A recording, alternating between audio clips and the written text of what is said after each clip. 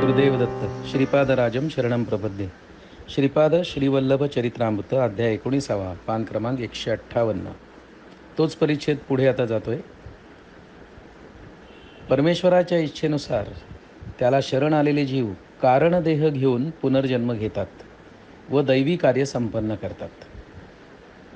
म्हणजे दैवी कार्य जर संपन्न करायचं असेल तर तो अधिकार कोणाचाही नाही आहे. तर ज्यांनी कारणदेह घेऊन पुन्हा जन्म घेतला आहे त्यांचा आहे.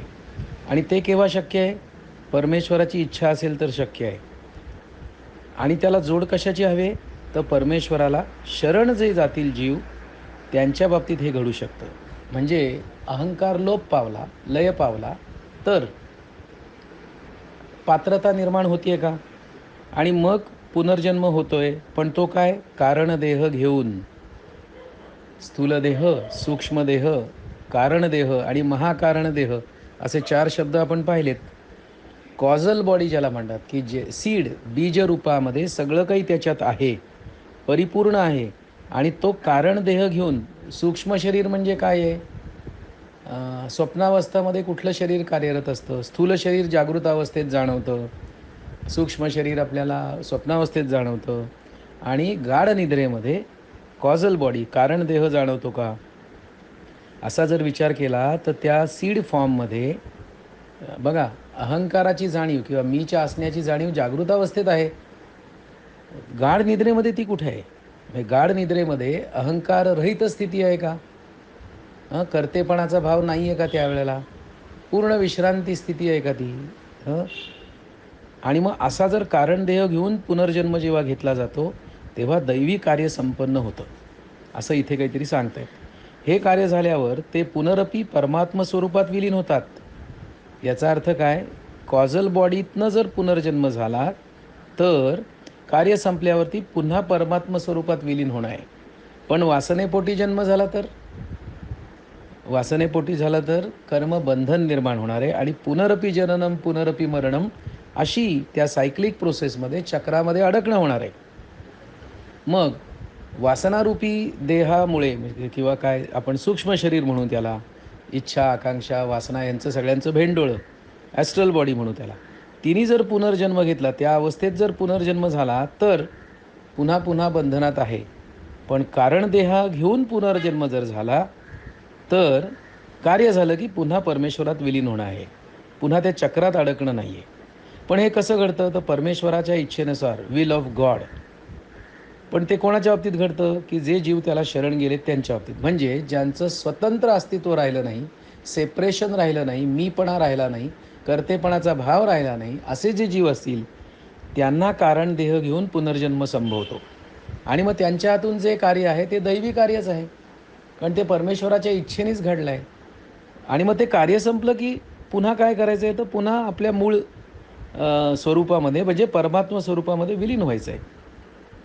असे हे जीव परमात्म्याच्या अत्यंत समीप राहून अत्युच्च आनंदाचा लाभ घेतात. म्हणजे ते जीवच असतात, म्हणजे जीवस्थिती आहे. पण आता परमात्मा स्वरूपात विलीन असल्यामुळे, त्याच्या खूप जवळ असल्यामुळे सतत आनंद आहे. पण आनंद शब्द उच्चारला की पटकन आपल्याला सुखच वाटतं आणि इथेच सगळी गल्लत होते. सुखाला आनंद म्हणतोय आणि त्यामुळं मूळ आनंदापासून, खऱ्या आनंदापासून आपण पारखे होतोय का? कारण पंचेंद्रियांच्या मार्फत ज्या काही वेदना अनुकूल किंवा प्रतिकूल जाणवतील त्याला सुखदुःख म्हणतात. मग पंचेंद्रियांच्या पलीकडे काही आहे का? आणि तो आनंद आहे का? म्हणजे पंचेंद्रियांनी जर काही जाणवलं तर ते सुख असतं किंवा दुःख असतं. म्हणजे ती अनुकूल सुख, अनुकूल वेदना असेल तर सुखकारक म्हणतो त्याला आपण, प्रतिकूल असेल तर दुःख म्हणतो. पण आनंद सुखदुःखाच्या पलीकडे काहीतरी आहे. आणि अशा त्या अत्युच्च आनंदाचा असे जीवात्मे लाभ घेत असतात, कारण ते परमात्म्याच्या अत्यंत समीप असतात. मग संतांमध्ये काय आणि ऑर्डिनरी माणसांमध्ये काय फरक दिसतो? तर संत मानवी देहातच असतात, त्यांचं बॉडी माइंड इन्स्ट्रुमेंट आपल्यासारखंच असतं, पण ते परमेश्वराच्या जवळ असतात. म्हणून ना ते आनंदात असतात. मग आनंदात असलेल्या माणसाला सुखदुःख नसतात का? हो, असतात की. संतांनासुद्धा सुखदुःख आहेत. ज्यांनी शरीर धारण केलं ना, त्या शरीराच्या नशिबाप्रमाणे, डेस्टिनीप्रमाणे त्या शरीराला अलॉटेड जो काही कोटा आहे, सँक्शन्ड कोटा सुखदुःखांचा, तो प्राप्त होणारच आहे. पण ते जे मी आहे ना तत्त्व, ते आनंदात राहतं आणि म्हणून कॅन्सर झाला तरी रमण महर्षींना वेदना जाणवत नाहीत. विवेकानंद आजारी असले तरी त्यांना आजार पण जाणवत नाही. रामकृष्ण परमहंसांची हीच स्थिती आहे. म्हणजे यांच्या देहाला आजार होत आहेत, देहाला सुख-दुःख जाणवत आहेत, पण त्यांना जाणवत नाहीत कारण ते आनंद स्थितीत आहेत. म्हणजे हे संतांच्या बाबतीत घडू शकतं, म्हणजे मानवी देहात असताना घडू शकतं, तर माझ्या बाबतीत का नाही घडू शकत? मग संत आणि ऑर्डिनरी माणसात काय फरक राहिला? तर ज्यांचा कर्तेपणाचा भाव नष्ट झाला आहे, सेन्स ऑफ डुअरशिप संपली आहे, ते संत. आणि ज्यांच्यामध्ये अजूनही कर्तेपणाचा भाव शिल्लक आहे, ते माझ्यासारखे ऑर्डिनरी पर्सन. असं व्याख्या आपल्याला करता येईल का? असा विचार करता येईल. आणि जर मला हे लक्षात आलं, तर ह्यातनं मुक्ती संभवते का? म्हणजे कर्तेपणाच्या भावातनं मोकळं होणं शक्य आहे का मला? तसं झालं तर मी याची देही याची डोळा संत होऊ शकतो आणि परमेश्वराच्या जवळ राहू शकतो. आणि ते जीवात्मे जे परमेश्वराच्या इच्छेने कारण देह घेऊन पुनर्जन्म घेतात, दैवी कार्य संपन्न झाल्यावर पुन्हा परमात्म्यात विलीन होतात, ते संतांच्याही वरची अवस्था आहे का? तेही संभवतं का? असा आपण विचार करू शकतो. मग याला सुरुवात कशाने करायची? तर छोट्या-छोट्या गोष्टींनी करायची. आता सुरुवातीला आपल्याला कोणाचं अनुकरण करावं लागेल कदाचित, कारण माहितीच नाही आहे. मग जे काही चांगलं दिसतंय, वाटतंय, म्हणजे गुरुसेवा करणं, गुरुकार्य करणं म्हणजे काय? गुरु जे करतायत, इतरांची सेवा ती आपण सुरू करणं. मग ह्यालाच गुरुसेवा म्हणायची का? का गुरुचे पाय चेपणं म्हणजे गुरुसेवा? त्याला फळं देणं म्हणजे गुरुसेवा? त्याला वारा घालणं म्हणजे गुरुसेवा? गुरु जर समाजाकरता काही करत असेल, तर ते मी पण चालू ठेवणं, ही जर गुरुसेवा असेल, तर इथे कदाचित मीचं विसर्जन संभवतं. हा शरणागत भाव, ही गुरुप्रती निष्ठा कदाचित आपल्याला त्या स्थितीत नेऊ शकेल, असा आशावादी मनात विचार येतो आहे. आता पुढे इथे असं म्हटलं आहे, जीवात्मा आणि परमात्मा यात भेदभाव करणारे जीवसुद्धा कारण देह प्राप्त करून दैवी कार्य संपन्न करतात, परंतु त्यांच्या स्थितीत बदल होत नाही. बघा, द्वैत, विशिष्ट अद्वैत किंवा अद्वैत स्थिती मानणाऱ्या लोकांची एखादी मनोकामना पूर्ण होते.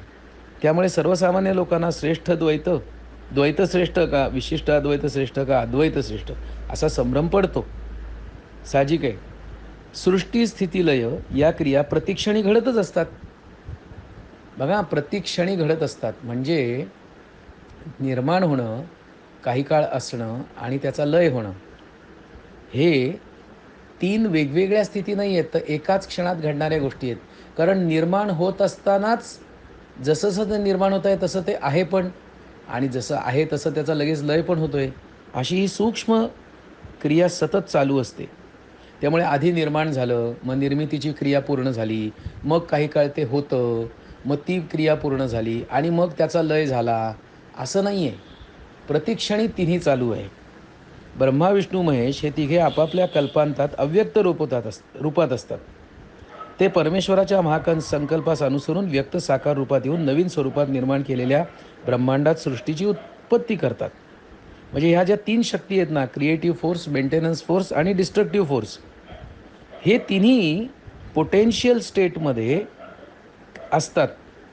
आपल्या आपल्या कल्पांतात. कल्पाचा अंत ही स्थिती ती. मग ते असतात कुठे? तर ते मूळ जो सोर्स आहे, प्रायमल एनर्जी आहे, त्याच्यात स्थिर असतात. म्हणजे पोटेन्शियल एनर्जीची जेव्हा कायनेटिक एनर्जी होणार आहे, तेव्हा मॅनिफेस्टेशन केव्हा संभवणार आहे? तर सत्व, रज, तम ह्या त्रिगुणांमुळे. मग त्याचं ब्रह्मा, विष्णू, महेशशी काही नातं आहे का? या त्रिगुणांशिवाय किंवा ब्रह्मा, विष्णू, महेश या 3 डायनॅमिक फोर्सेसशिवाय अस्तित्वात क्रिया-प्रतिक्रिया संभवतात का? म्हणजे प्रकृती जर चालायची हवी असेल, तर Brahma, Vishnu, Mahesh, creative force, maintenance force आणि डिस्ट्रक्टिव्ह फोर्स, काय म्हणूया सत्व, रज, तम, हे आवश्यकच आहेत. जीवांना आपापल्या संस्कार आणि योग्यतेनुसार विश्वपालनाच्या कार्यात हातभार लावावा लागतो. या कार्यात त्यांना दैवी शक्तींची मदत होत असते. या दैवी शक्तींना विरोध करणाऱ्या अनेक राक्षसी शक्तीसुद्धा असतात. यवन लोक सगुण रूपात असलेल्या निराकार देवाला अल्ला असे संबोधतात, तर ईसाई लोक त्यालाच येशू असे म्हणतात. पण हे सगुणाला म्हणतात बरं का. कोणाला म्हणतात? सगुण रूपात असलेल्या निराकार देवाला. यवन लोक सगुण रूपात असलेल्या निराकार देवाला अल्लाह असे संबोधतात. म्हणजे अल्लाह सगुण आहे, म्हणजे त्याला क्वालिटीज आहेत, पण आकार नाही आहे. त्याला ते अल्लाह म्हणतात. ईसाई लोक असाच गुण आहेत, पण आकार नाही, त्याला येशू म्हणतात. संबोधन कोणत्याही नावाने केले तरी सर्वांमध्ये एकच आदरणीय, प्रेमळ, करुणायुक्त असे दिव्य चैतन्य प्रवाहित होत असते. सर्व धर्मात, सर्व मतात, सर्व सिद्धांतात स्वयंप्रकाशाने चमकणारे मूळ तत्व मी आहे, मीच आहे.